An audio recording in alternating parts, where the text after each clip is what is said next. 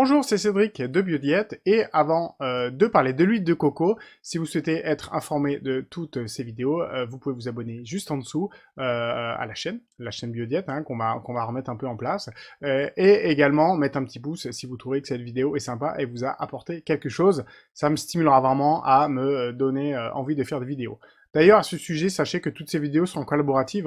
En général, je réponds à des personnes qui m'ont dit bah, j'aimerais bien avoir une information sur telle ou telle donnée, actifs naturels, tout ça. Donc n'hésitez vraiment pas à faire part d'un sujet que vous souhaiteriez que je traite et je le ferai vraiment pardon, avec très grand plaisir, parce que j'adore ça, j'adore partager, j'adore apprendre, tout simplement. Alors, revenons-en à notre huile de coco. Alors, c'est vrai que l'huile de coco, euh, j'invente rien, depuis quelques années, elle est vraiment très utilisée à tous les niveaux. On pense vraiment que l'huile de coco, on se voit directement sur un atoll, un atoll polynésien avec tout ce qui va bien, mais c'est pas, la vérité n'est pas aussi belle, si on peut dire, malheureusement. On se disait, bah, on a trouvé de l'huile de coco, et ben, ça va être super contre la méchante huile de palme qui pollue et qui est mauvaise pour les orang-outans, ce qui est d'ailleurs vrai, je partage complètement ça. Mais vous allez voir que pour l'huile de coco, faut également faire attention à ça. Donc, les principaux points qu'on va voir, c'est l'origine de la cueillette, en fait, la qualité à choisir quand vous prenez votre huile de coco, comment l'utiliser dans votre assiette, comment l'utiliser pour que vous soyez très belle, ou très beau d'ailleurs, pourquoi en acheter, comment ça peut aider des gens, et on fera un petit récapitulatif très très rapide en fin de cette vidéo. Alors, déjà, il faut savoir que la cueillette, la cueillette de la noix de coco se fait pas tout seul. D'accord. Donc la noix de coco est en haut d'un palmier. Vous savez qu'un palmier, c'est un tronc qui est assez lisse, donc c'est pas très pratique pour les êtres humains de monter là-haut.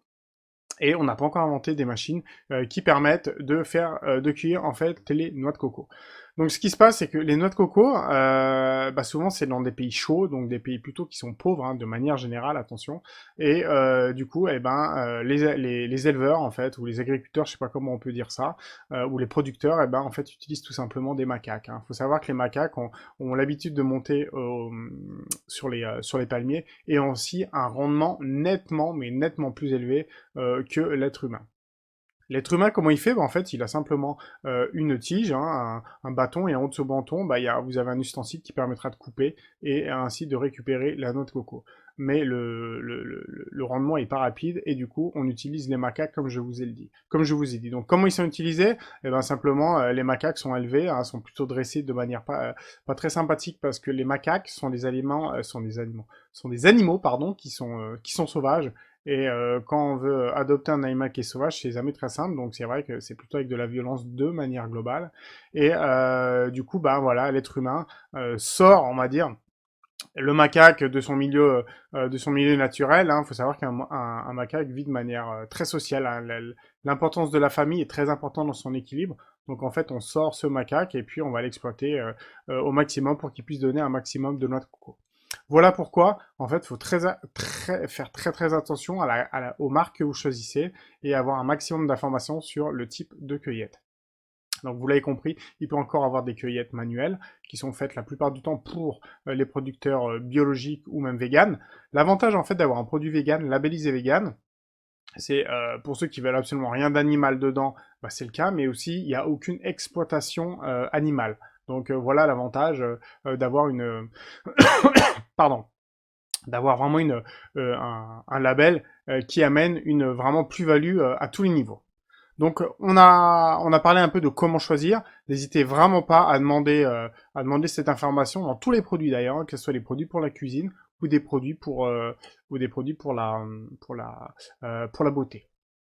Alors maintenant, l'huile de coco, comment faut la choisir? Vous l'avez compris, le top du top, c'est l'huile de coco vegan, d'accord? Même si vous n'êtes pas spécialement vegan, sachez qu'en termes de qualité, ça sera toujours ce qu'il y a de mieux, en plus de respecter les animaux. Sinon, vous pouvez prendre une qualité biologique, qui sont, au moins quand vous avez ces deux labels, la plupart du temps, c'est de la première pression à froid, ce qui indique vraiment que vous avez le meilleur de la noix de coco en ce qui concerne les aspects nutritifs qui est nourrissant, si on peut dire. D'accord? Donc vraiment partez sur ces deux labels. Après, si vous n'avez pas ces labels, essayez vraiment que ça soit de la première pression à froid. sans solvant, parce qu'il faut savoir qu'il peut y avoir plusieurs extractions. Donc la première, c'est à froid souvent, après on peut commencer à chauffer, et après on peut encore rajouter les solvants. Donc vous voyez, ça en fait des étapes, et à chaque fois que vous rajoutez une étape, eh ben, on perd en fait de qualité nutritionnelle de la noix de coco. Donc sans solvant, l'avantage, c'est que si vous êtes en troisième extraction avec solvant, bah, même si on vous dit que les solvants ils sont partis, il y en a toujours un peu. Et vous en avez même, pardon, qui sont avec du peroxyde. Alors moi, je déconseille carrément s'il y a une présence de peroxyde, surtout si vous l'utilisez d'un point de vue beauté, parce que le peroxyde aura vraiment tendance à stimuler, en fait, si on peut dire, les imperfections de votre peau, et notamment tout ce qui est comédogène. Tout ce qui est comédogène, c'est-à-dire tout ce qui va favoriser, en fait, l'apparition de points noirs de votre peau. D'accord? Donc on va dire, si vous l'utilisez sur ce point-là pour avoir une belle peau, mais que ça vous donne des points noirs, je pense que vous avez pas tout gagné, si on peut dire. Donc voilà grosso modo comment il faut la choisir pour la cueillette et comment il faut la choisir quand vous êtes en magasin. Alors l'huile de coco dans son assiette, principalement c'est pour la cuisson. Je fais un petit rappel, le meilleur mode de cuisson, c'est quand même un mode de cuisson qui est sans graisse, d'accord? Donc il faut savoir que les poêles de céramique ou les poêles en pierre de lave sont super. Clairement, je vais pas vous mentir, c'est bien plus cher, c'est de 2 à 3, même 4 fois, même 5 fois, je pense, plus cher qu'une poêle en téflon. Mais il faut savoir que si vous faites un peu attention, vous la gardez à vie. D'accord? Une poêle en téflon, la plupart du temps, si en plus il y a de la famille chez vous, vous êtes plutôt à 3, si vous avez un peu de chance, 5 ans. Donc, l'investissement, clairement, il vaut vraiment le coup. Déjà, vous allez moins changer, puis en plus, vous n'allez pas utiliser de graisse, donc ça, c'est tout bénef. Si vraiment vous devez utiliser de la graisse, l'avantage de l'huile ou la graisse de coco, c'est qu'elle est très stable. Elle a ce qu'on appelle beaucoup de graisse saturée. Alors les graisses saturées, vous allez me dire, mais attends, mais c'est hyper mauvais, ça bouche les artères, c'est surtout ce qu'il faut pas parce que c'est ce qu'il y a dans le beurre, c'est ce qu'il y a dans les charcuteries, dans le poisson, dans les viandes, c'est ce qu'il y a dans le fromage, faut surtout pas. Alors, faut savoir que la graisse saturée de la noix de coco est pas la même que celle qu'il y a dans le milieu animal. D'accord? C'est ce qu'on appelle des TCM, des triglycérides à chaîne moyenne, donc c'est des graisses qui sont à courte chaîne et qui sont pas métabolisées de la même sorte dans votre corps, et même, faut savoir que ça amène de l'énergie rapide. Normalement, les graisses n'amènent pas l'énergie rapide parce que c'est des métabolismes qui sont longs, mais avec les TCM, donc les triglycérides à chaîne moyenne, eh bien, certains sportifs en utilisent justement pour avoir de l'énergie rapide au même titre que le glucose. Donc voilà pourquoi c'est une graisse qui est très stable et qui est au final nécessaire pour le corps. Ce qu'il faut quand vous choisissez si vous utilisez de la graisse de coco pour vraiment cuire et éviter que ça colle, d'accord, faut savoir que déjà on a un pouvoir hydratant ou graissant, si on peut dire, qui est très important. Donc je trouve que à, à, à, à, à quantité égale, si on peut dire, enfin pas à quantité égale, c'est fou ce que je dis, mais pour, on va dire, graisser à poil égal, à surface égale, voilà, et ben en fait on mettra moins d'huile de coco que par exemple d'huile d'olive, parce que l'huile de coco a vraiment un pouvoir graissant qui est plus important. Depuis quelques temps, on a en fait l'huile de coco désodorisée qui est sortie. Alors, une fois de plus, c'est du confort pour vous, hein, c'est les industriels qui ont sorti ça, mais qui dit désodorisation dit qu'on a rajouté en fait tout simplement une étape supplémentaire pour désodoriser et donc enlever l'odeur de la noix de coco, mais quand on enlève l'odeur, on enlève aussi d'autres choses. C'est très souvent utilisé avec des solvants chimiques, donc l'intérêt, il est pour moi complètement proche de zéro. Pourquoi? Effectivement, quand vous allez cuire votre huile de coco, ça sent l'huile de coco. Donc déjà, c'est une odeur qui est vraiment pas désagréable. Mais en plus de ça, il y aura quasiment aucun goût à ce que vous mangez. Je vous fais cuire, avec le peu de graisse que vous mettez, je vous fais cuire un steak haché, par exemple, ou une viande rouge. Vous en faites cuire un avec de l'huile de coco et un autre avec de l'huile d'olive. Et ben, vous verrez absolument pas la différence sur l'huile de coco qui n'aura absolument aucun goût. Dans le lien, vous aurez accès à mon blog et vous aurez en fait toutes les informations sur la réglementation, première pression à froid et tout ça, si vous voulez un peu en savoir plus. La première pression à froid, ce terme-là, est valable pour toutes les huiles, hein, huile d'olive, huile de colza, huile de chanvre, huile de ce que vous voulez, que ce soit pour la beauté ou en alimentaire, c'est exactement les mêmes critères. Voilà, pour la partie alimentaire. Après, pour la partie soins, l'huile de coco ou graisse de coco peut être utilisée vraiment pour tout le corps. D'accord. Le plus simplement, c'est pour les cheveux, c'est de là où c'est le plus connu. Donc, faire des masques, en fait, avec de l'huile ou de la graisse de coco. Clairement, vous prenez l'huile de coco en bonne quantité, vous appliquez sur... pardon. Vous appliquez sur vos cheveux de manière assez généreuse, d'accord, et vous laissez au moins 2 heures. Pendant ce temps-là, vous pouvez faire d'autres choses. Donc c'est pour ça qu'il faut mettre comment ça s'appelle, une serviette autour de votre cheveu pour un peu vous protéger, parce qu'évidemment l'huile de coco à température de votre corps, donc à plus de 37 degrés, eh ben, elle aura tendance à couler. Donc sur vos habits, pareil, eh ben, mettez des vieux habits plutôt que de choisir des habits tout neufs, parce que sinon vous allez les salir. Donc vous pouvez laisser ça à partir de 2 heures jusqu'à toute une nuit, et dès que vous avez terminé, bah, vous vous lavez pour enlever, on va dire, le surplus d'huile de coco. Et vous verrez qu'en quelques fois, même des fois dès la première fois, vous avez des cheveux qui sont absolument sensationnels, très doux, on vous sentez vraiment qu'ils sont pleins de vigueur.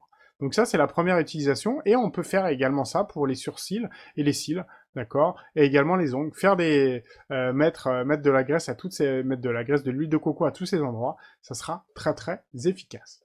Vous pourriez très bien utiliser l'huile de coco toute simple pour le corps, pour hydrater le corps, mais sachez que bon bah du coup c'est une huile qui est très grasse, d'accord, et qui pénètre pas plus que ça. Donc moi ce que je conseille si vous voulez faire des soins du corps et du visage, c'est utiliser de l'huile sèche. D'accord. Qu'est-ce que c'est que l'huile sèche? C'est en fait les pharaons, les Égyptiens qui ont découvert ça. Qu'en mettant de l'huile en fait au soleil dans des jarres, eh ben, on s'apercevait qu'elle s'oxygénait. Il y a plus d'air dedans. Et de ce fait-là, vous avez une huile qui pénètre bien plus dans la peau. Donc si vous voulez utiliser pour le visage et pour le corps, vraiment prenez une huile sèche, vous verrez que ça pénètre quasiment instantanément, sans perdre du tout tous les aspects nourrissants de l'huile de coco. Donc partez sur une huile sèche qui peut être utilisée pour tout, pour les mains, pour le visage, pour le corps, pour les pieds, pour tout. D'accord? Donc même pour les pieds, vous n'êtes pas obligé d'utiliser ce type d'huile. Vous pourriez utiliser une huile normale en appliquant bien partout sur vos pieds et mettre des chaussettes pour éviter de salir vos draps. Et même si vous n'aviez pas de stick à lèvres, vous pourriez très bien utiliser l'huile de coco en stick à lèvres. Ça irait parfaitement bien. Voilà pour la partie extérieure. Après, pour la partie intérieure, il faut savoir qu'on peut faire du gargarisme. L'huile de coco a des vertus également antiseptiques, hein, c'est pas autant que de la propolis ou que de l'argent colloïdal notamment, mais vous pouvez faire des bains de bouche. Alors, le meilleur moment pour faire des bains de bouche, c'est vraiment le matin quand vous venez de vous lever, parce qu'évidemment, toute la nuit, entre tout ce que vous avez respiré, votre bouche s'est asséchée, bah, en fait, il y a des agents pathogènes qui sont développés. Donc le mieux, c'est clairement, première étape, pendant à peu près 30 secondes, de l'eau tiède, on se rince la bouche. Et après, pendant de 2 à 3 minutes, vous faites un gargarisme avec un peu d'huile de coco dans la bouche que vous racrachez par la suite. Et vous verrez que vous aurez une dentition, vous aurez des gencives et vous aurez une haleine qui est super fraîche. Idéalement, suivant ce que vous avez dans votre évier, eh ben, l'huile de coco, vous pouvez la recracher, la mettre à la poubelle plutôt que de rajouter de l'huile dans les fosses septiques ou dans les canalisations. Des fois, ce n'est pas idéal. Voilà, je regarde un peu, je crois que je vous ai à peu près tout dit. Donc effectivement, alors le dernier point, c'est on me dit souvent bah oui mais l'huile de coco ça vient de loin, donc c'est pas écologique. Bon, comment est-ce qu'on peut faire pour en profiter?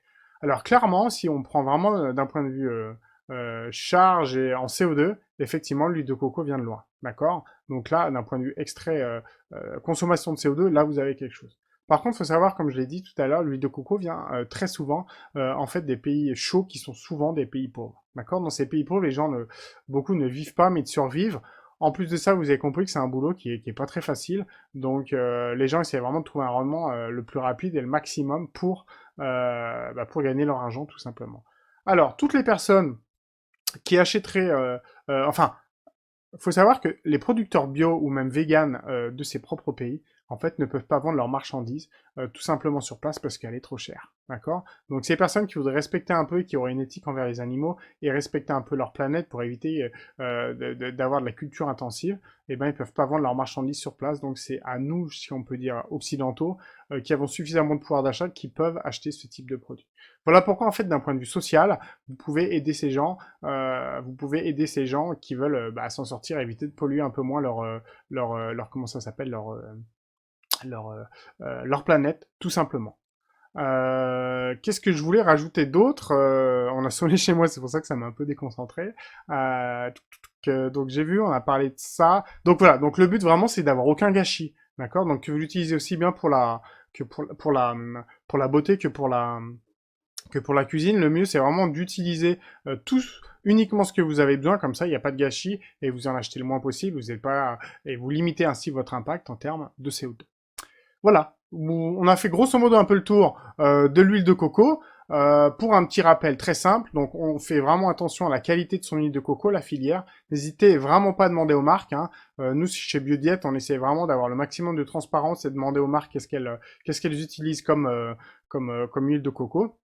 Si vous avez des informations à nous donner à ce point-là, on est vraiment ouvert sur la question. Donc, on choisit la filière, on choisit la qualité, d'accord, de son huile de coco pour aussi bien pour la partie cuisine que la partie santé. On en profite parce que c'est super agréable les soins d'huile de coco et après vous verrez que vous êtes très belle ou très beau avec ce traitement qui est absolument, et ce soin plutôt, hein, qui est absolument naturel. Voilà, j'ai fait le tour de la question sur l'huile de coco. Si vous avez aimé, un petit pouce vers le haut, c'est super sympa. Si vous voulez avoir les notifications de la chaîne YouTube, allez-y également. Et n'hésitez pas à faire part de vos demandes encore. C'est avec grand plaisir que j'amène mon avis, de partager des choses qui peuvent vous aider. À très bientôt pour d'autres vidéos. Au revoir!